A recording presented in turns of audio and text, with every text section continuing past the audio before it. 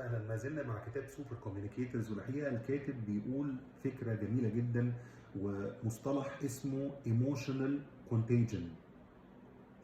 معناه ايه المصطلح ده؟ معناه ان انت من الطرق الجميله اللي السوبر كوميونيكيتورز بيعملوها لما يتكلموا مع حد، ان هو بيشوف الايموشنال ستيت بتاعه الشخص اللي قدامه، يعني حالته العاطفيه. بس كلمه عاطفيه هنا مش دقيقه قوي، زعلان، مبسوط، بيضحك، في حاجه مأثره عليه، عايز يتكلم.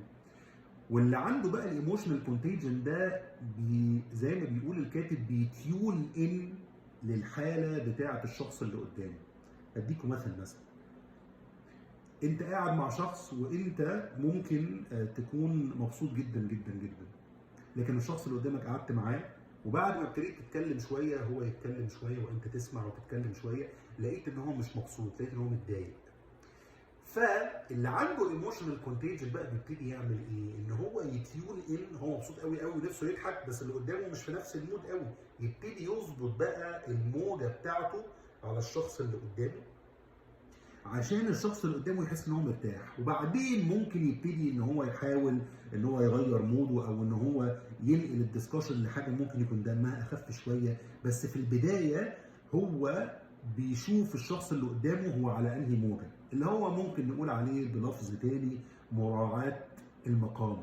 ان انت وانت بتتكلم مع حد تراعي المقام بتاع الشخص اللي قدامك. والعكس، ممكن يكون انت مودك مش حلو قوي وتيجي تقعد مع واحد صاحبك، وايه الاخبار يا معلم وعامل ايه، تلاقيه قاعد مكهكه ومبسوط. فانت بقى ما تعملش ايه، ما تقولوش يا عم انت مبسوط يا عم وانا قاعد متضايق، لا، تقول له والله ده انا ايه، ده انا مبسوط ان انت مبسوط، قول لي ايه اللي بسطك، بحيث ان انت تبتدي تظبط الموجه بتاعتك على الشخص اللي قدامك. طب ايه ميزه الموضوع ده؟